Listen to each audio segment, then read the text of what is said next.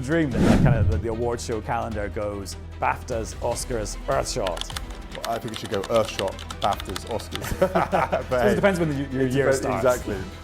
No, I mean, the idea is to make the Earthshot Prize the biggest, global environment prize in history. And I think we've got time on our side. This is the right time to do this. We've got 10 years of critical time where we have to be making inroads and finding these solutions and inspiring people that we can fix these solutions. The heavy oak doors closed with a sharp thud that echoed through the private meeting room, cutting off every whispered conversation in an instant. Senior legal advisors stood frozen as a sealed folder bearing the King's crest was placed on the polished table. Prince William did not take his eyes off it. The expressions around the room had already told him this was no ordinary briefing. Something buried inside the palace records had triggered an emergency review, and every minute that passed allowed more questions to spread beyond the palace walls. As the seal was carefully broken, two nearly identical sets of documents were laid side by side. At first glance they appeared the same, yet several handwritten amendments immediately drew attention. Palace officials exchanged uneasy glances, while legal advisors quietly debated whether the markings reflected a legitimate revision, an unfinished draft, or changes that had never been properly authorized. Outside, reporters had already begun gathering after rumors of an unexpected legal meeting leaked to the press. Nobody inside the room wanted speculation to outrun the facts, but events were moving faster than anyone could control. William listened in complete silence, while every page was examined line by line. No accusations had been proven, no conclusions had been reached, yet the uncertainty alone carried enormous consequences. If the paperwork had simply been misfiled, the confusion would soon disappear. But if the conflicting documents pointed to something more serious, the royal household faced one of its most uncomfortable internal reviews in years. Hi viewers, if your own family discovered two different versions of an important will, would you insist on a full investigation before believing either one? Answer with yes or no in the comments. Many people follow stories like this because they believe every important question deserves a clear answer. If you enjoy carefully examining royal events, public reports, and the mysteries that often surround major institutions, take a moment to subscribe, like this video, and share it with someone who enjoys uncovering every detail. Your support helps keep these conversations going as new developments continue to emerge. An old man was probably not a great deal older than me, but I think... Attacked in what way? On a train. You were on a train? On a train. And someone you didn't know? Somebody I didn't know. I was reading my book and, this man attacked me, and I did fight back, and I got off. I remember getting off the train and my mother looking at me and saying, why is your hair standing on end? Attention quickly shifted to one handwritten note tucked inside the folder. Unlike the formal text surrounding it, the ink appeared darker and fresher, raising immediate questions about when it had been added. A senior advisor requested archived copies from secure records, while another quietly contacted legal specialists who had previously reviewed estate documents.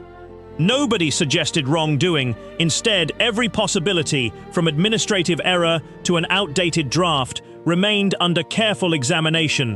What unsettled the room most was not the writing itself, but the timeline. According to preliminary records, the disputed annotations seemed to appear after a private series of meetings that had never attracted public attention. Those meetings had included senior household staff, legal representatives, and close advisors responsible for reviewing sensitive paperwork. Whether those gatherings held any connection to the disputed pages remained unknown, but investigators agreed that the sequence of events demanded closer scrutiny. To this kind of danger. And we've had these other disasters, with SARS and Ebola and goodness knows what else. All of these things are related to the loss of biodiversity. They're called zoonotic diseases, where you end up with these diseases being transferred from animals to humans if you erode the natural world. So we have to find a way this time to put nature back. William finally broke the silence with a calm but unmistakably firm request. He wanted every version of the document examined, every official record compared, and every procedural step independently verified before anyone reached a conclusion. His position was simple. Confidence in the process mattered just as much as the outcome.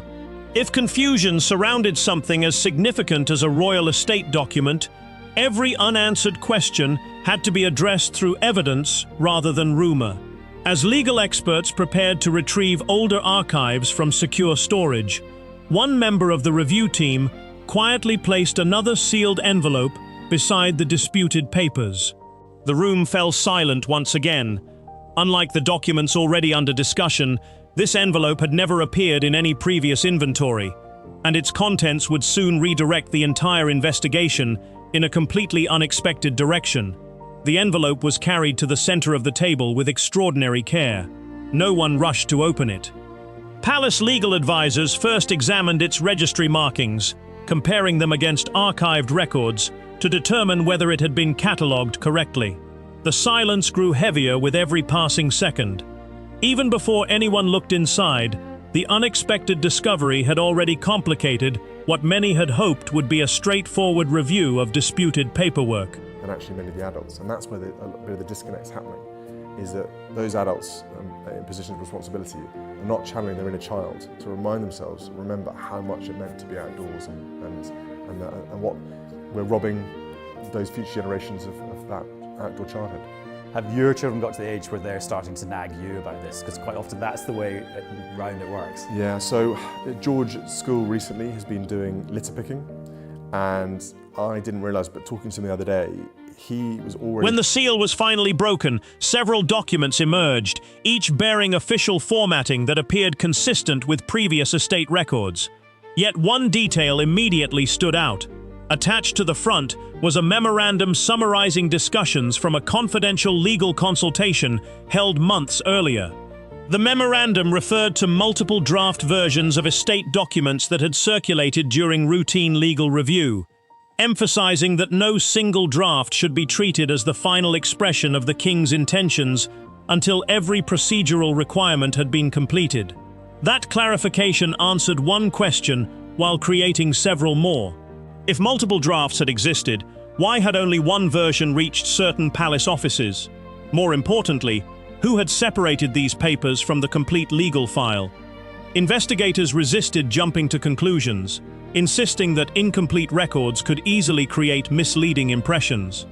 Every missing document, every unexplained gap in the timeline had to be accounted for before anyone could responsibly determine what had happened. William watched as specialists began reconstructing the movement of the paperwork through internal administrative channels. Secure logs recorded when folders entered restricted archives, which departments requested access, and when materials were returned. Most entries matched perfectly. A handful, however, contained unusual delays between transfers. The discrepancies did not prove misconduct, but they raised legitimate procedural questions that investigators could not ignore. Outside Buckingham Palace, speculation intensified by the hour. Television commentators debated competing theories, while newspaper headlines spoke of confusion surrounding estate records. Social media amplified every rumor, often treating unverified claims as established fact. Inside the palace, officials took a very different approach. They focused only on documents that could be authenticated, interviews that could be verified, and timelines supported by official records rather than public speculation. The review team then contacted several legal experts who had participated in earlier consultations. Their recollections were remarkably consistent. They described lengthy discussions about preserving clarity, minimizing future disputes, and ensuring that any revisions would be documented through established legal procedures. None recalled approving unexplained handwritten alterations, but all cautioned that working drafts often contained notes, comments, and temporary revisions before final documents were prepared. William remained composed throughout the process, repeatedly urging everyone involved to avoid assumptions. According to those present, his concerns centered on protecting confidence in the institution itself. If conflicting documents continued circulating without explanation, public trust could suffer, regardless of whether the discrepancies ultimately proved innocent administrative mistakes or something requiring deeper examination. He insisted that every question deserved a documented answer supported by evidence. As investigators compared signatures, dates, and archival references, Takes on the responsibilities for the Duchy of Cornwall, which I have undertaken for more than 5 decades. Today, I am proud to create him Prince of Wales, Tywysog Cymru, the country whose title I've been so greatly privileged to bear during so much of my life and duty. With Catherine beside him. another discovery quietly emerged. One registry number appearing on the newly recovered papers matched an entry in a storage ledger that had not been reviewed during the initial examination. That ledger pointed toward an older archive stored in a secure records room, rarely accessed except during major constitutional reviews. The possibility that additional files remained untouched immediately shifted the investigation's direction. Before anyone left the meeting, the chief legal advisor delivered a measured warning. The evidence gathered so far did not establish that anyone had improperly altered the king's final wishes. Instead, it demonstrated that the documentary record was incomplete and required further verification.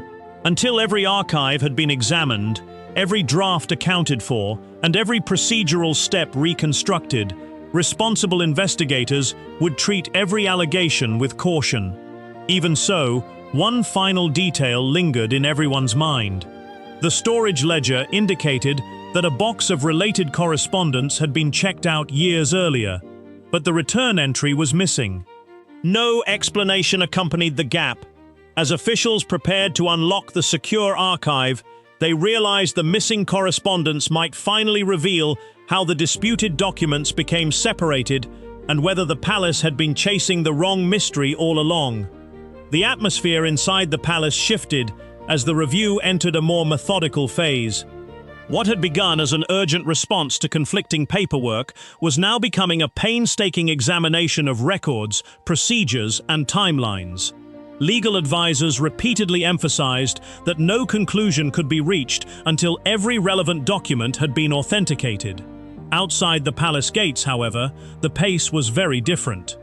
Headlines, commentators, and online discussions had already begun offering their own interpretations, many of them extending far beyond what the available evidence could support. At the center of the public conversation were reports claiming that King Charles's estate plans had become the subject of unusual internal attention. Various media outlets pointed to the existence of different draft documents, while others questioned whether ordinary administrative updates had been misunderstood as something more dramatic. None of those reports established wrongdoing, yet they fueled widespread curiosity about what was actually taking place behind palace walls. William continued to receive regular briefings from senior advisors. According to those familiar with internal procedures, his primary concern remained preserving confidence in the integrity of the review itself.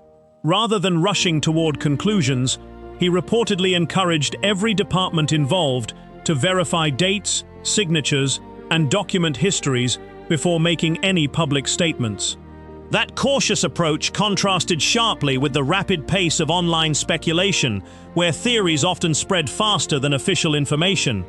Attention then turned toward the palace archives. Estate planning for members of the royal family often involves numerous working drafts, legal consultations, and revisions over extended periods. Constitutional experts frequently note that preliminary versions of documents are a normal part of legal preparation and should not automatically be interpreted as final decisions. Investigators therefore focused on distinguishing ordinary drafting changes from any discrepancies that genuinely required explanation. As archived correspondence was reviewed, officials identified references to several legal meetings held over many months. Those meetings appeared consistent with standard estate planning practices, involving advisors responsible for ensuring that legal documents complied with established procedures. Public reporting offered little detail about the contents of those consultations, leaving considerable room for speculation. Analysts cautioned that the absence of information should never be mistaken for evidence of misconduct. Meanwhile, discussions surrounding Queen Camilla became increasingly polarized.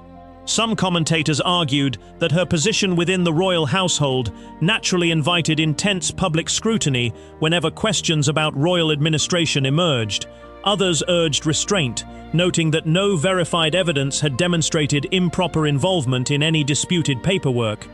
The contrast between these viewpoints illustrated how quickly public perception can become divided whenever incomplete information enters the news cycle. The review team also examined the chain of custody for sensitive records. Every movement of important documents is normally recorded through detailed administrative procedures designed to preserve accountability. Most entries appeared consistent with routine practice. A small number of administrative gaps were identified, but investigators stressed that missing or delayed registry entries can occur for several ordinary reasons, including document transfers, archival processing, or clerical corrections. At that stage, none of those gaps established intentional interference. Outside observers nevertheless remained fascinated by one unanswered question: why had multiple versions of related documents surfaced at nearly the same time? Legal scholars interviewed by several publications offered a straightforward explanation. During complex estate planning, different drafts frequently exist simultaneously, while advisors review language, update references, or consider alternative provisions. Without access to the complete legal file, isolated pages could easily create misleading impressions. William reportedly welcomed the continued involvement of independent legal specialists.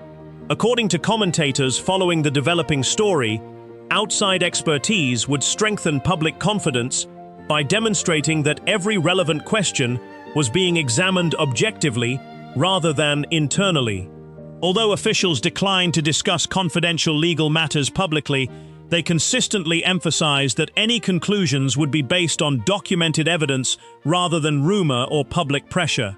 Then another development quietly attracted attention.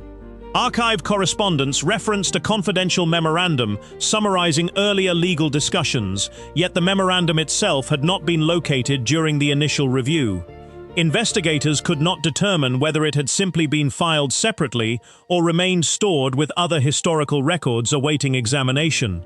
Either explanation remained entirely plausible, but the missing document suddenly became a priority because it might clarify why certain draft versions had circulated among different offices.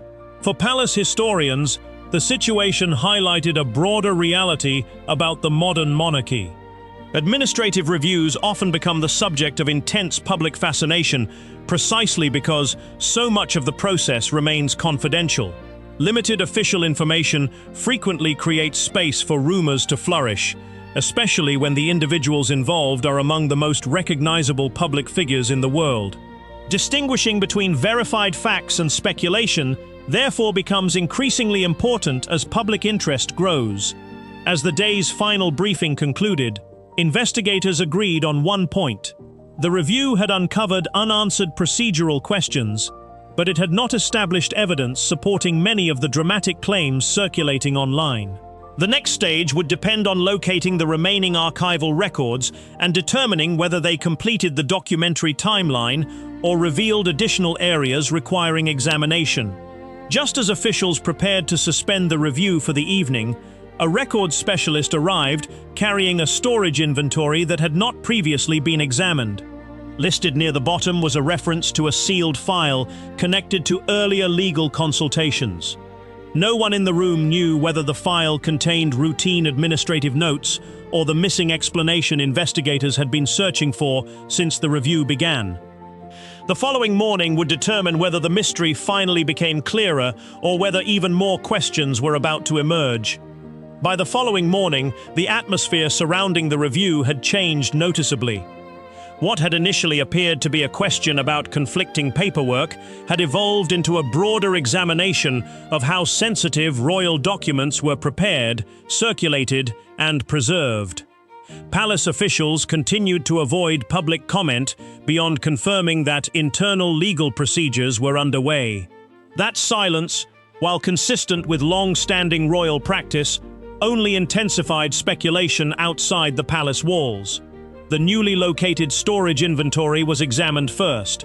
Archivists carefully compared each entry against the official records maintained by the royal archives, checking dates, reference numbers, and transfer logs.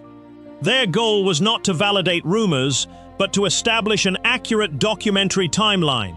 Every verified detail helped separate confirmed information from assumptions that had spread across television broadcasts and social media discussions. Attention soon focused on the sealed file referenced in the inventory. Once retrieved from secure storage, it was opened in the presence of senior legal advisors and archival specialists. Inside were administrative memoranda, correspondence between legal offices, and several working drafts prepared during earlier estate planning consultations. Although the documents did not support many of the sensational claims circulating publicly, they provided valuable context about the normal process of reviewing and revising complex legal paperwork over time. Among the correspondence was a detailed explanation describing why multiple draft versions had existed simultaneously. According to the memorandum, advisors routinely exchanged alternative language while ensuring that legal wording reflected current circumstances and complied with established constitutional procedures. Experts reviewing the material noted that such practices are common in major estate planning and do not, by themselves, suggest that improper changes occurred. For William, the findings reinforced the importance of completing the review before allowing speculation to shape public opinion. Those familiar with palace operations reported that he continued encouraging legal advisors to document every procedural step carefully. In matters involving constitutional significance, transparency within the review process itself was considered essential for maintaining institutional confidence, even if many of the documents could never be released publicly because of long-standing confidentiality rules. Outside the palace, reactions remained divided. Some commentators argued that the discovery of additional drafts confirmed that earlier reports had exaggerated the situation. Others insisted that unanswered questions still justified closer examination. Constitutional historians appearing in broadcast interviews reminded audiences that estate planning involving members of the royal family often remains private for legal and personal reasons, making incomplete information particularly vulnerable to misunderstanding. Investigators next examined communication records associated with the administrative review. Their purpose was straightforward. They wanted to determine when different departments received particular draft versions and whether standard archival procedures had been followed throughout the process. The records showed extensive coordination among legal advisors, administrative staff, and archival personnel. While several procedural inconsistencies required clarification, none independently demonstrated intentional misconduct. The discussion gradually shifted away from assigning blame and towards strengthening administrative safeguards. Legal specialists proposed improvements to document tracking procedures, recommending clearer registry practices for preliminary drafts and enhanced verification whenever sensitive paperwork moved between departments. Such recommendations reflected lessons learned from the review itself rather than conclusions about any individual's conduct. Public fascination nevertheless remained intense because the story had become larger than the documents alone. It now reflected broader questions about transparency, trust, and the challenges faced by historic institutions operating under constant global scrutiny. Every new report generated fresh debate, even when officials repeatedly emphasized that much of the circulating commentary remained speculative. Late that afternoon, investigators completed another comparison between the archive drafts and the official registry. During that process, they identified one final reference that had not yet been explored. The notation pointed to an earlier legal opinion prepared before several revisions were made. Unlike the working drafts already examined, this opinion reportedly summarized the legal reasoning behind the entire review process. No one immediately knew whether the opinion would resolve the remaining uncertainties or simply provide additional historical background. Even so, everyone recognized its potential significance. If the document confirmed that established procedures had been followed throughout, it could quiet many of the rumors dominating public discussion. If it revealed unresolved procedural concerns, investigators would need to examine them carefully within the framework of the evidence. As the meeting concluded, the chief legal advisor offered one final observation. Public speculation would likely continue regardless of the outcome, but the responsibility of the review team remained unchanged.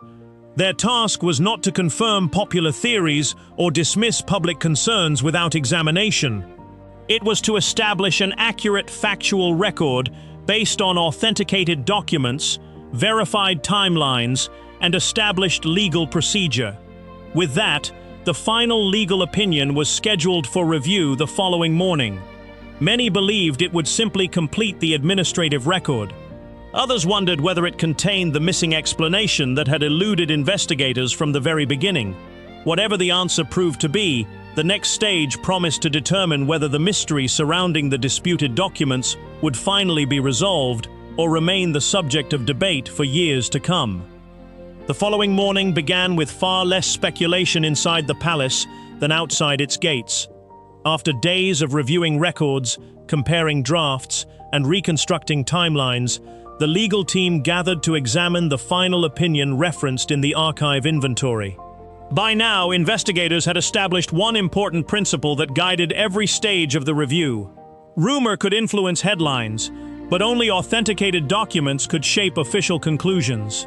The sealed legal opinion was opened in the presence of senior advisors, constitutional specialists, and archival officials.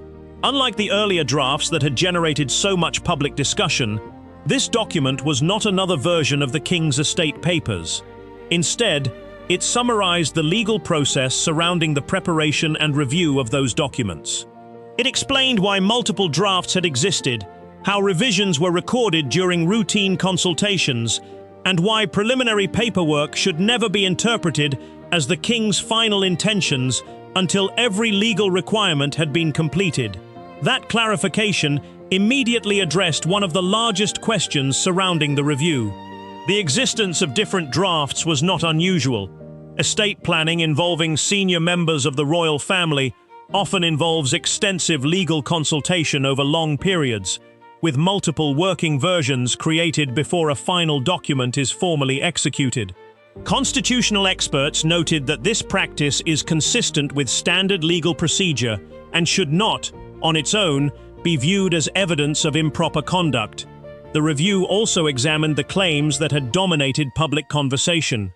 Investigators found no verified evidence supporting many of the more sensational allegations circulating online. Several reports appeared to have been built on incomplete information, isolated documents, or assumptions formed before the complete archival record became available. As additional evidence was reviewed, many of those early interpretations proved far less certain than initial headlines had suggested. William reportedly welcomed the outcome of the review, not because every question had been answered exactly as expected, but because the investigation demonstrated the importance of patience and evidence. Those familiar with palace operations suggested that his focus had always been on ensuring confidence in the review process itself, rather than allowing public speculation to dictate conclusions. According to legal observers, that approach reflected a broader principle that constitutional matters deserve careful examination, free from unnecessary political or media pressure. Attention then shifted toward improving future administrative procedures. Legal advisors recommended stronger document tracking systems, clearer labeling of preliminary drafts, and more consistent archival practices whenever highly sensitive legal records were transferred between departments. These recommendations were presented as practical improvements rather than responses to any finding of misconduct. The review had exposed opportunities to strengthen procedures, even though it had not confirmed many of the dramatic claims that had captured public attention. Outside Buckingham Palace, reactions remained mixed, Some commentators viewed the findings as evidence that speculation had raced ahead of the facts. Others argued that public interest had nevertheless encouraged greater transparency surrounding internal administrative practices. Constitutional historians pointed out that stories involving the monarchy often develop this way. Limited official information creates space for rumors, while later reviews gradually replace assumptions with documented evidence. One experienced legal analyst summarized the situation during a televised discussion. He explained that public fascination often begins with extraordinary claims, but lasting confidence depends on whether those claims withstand careful examination. In this case, the documentary record proved more nuanced than many early reports suggested. The lesson, he argued, was not that questions should never be asked, but that conclusions should always follow verified evidence rather than speculation alone. As the review formally concluded, palace officials returned the authenticated documents to secure archival storage. The temporary uncertainty surrounding the records had highlighted both the complexity of royal administration and the challenges of maintaining public confidence in an era when information travels instantly around the world. Every stage of the investigation reinforced the same message. Accurate timelines, authenticated records, and careful legal analysis remain the foundation of responsible reporting. If you have followed this investigation from beginning to end and believe important public stories deserve careful analysis rather than rushed conclusions, take a moment to subscribe, leave your thoughts in the comments, and share this video with others who enjoy thoughtful discussions about royal history and constitutional affairs. Your participation helps encourage conversations grounded in evidence instead of speculation. Although the immediate review had reached its conclusion, historians suggested that interest in royal archives would continue for generations. Newly released records, future biographies, and additional historical research may eventually provide even greater insight into how important decisions were documented behind palace walls. That possibility serves as a reminder that history is rarely understood all at once. It is assembled piece by piece as new evidence emerges. For now, the review closed with a measured conclusion. Multiple draft documents had existed as part of an established legal process. Public speculation had outpaced the available evidence, while the completed examination emphasized the value of authenticated records over sensational claims. The mystery that had dominated headlines ultimately became less about a single document and more about the enduring importance of separating verified facts from rumor whenever the world's attention turns toward one of its most closely watched institutions.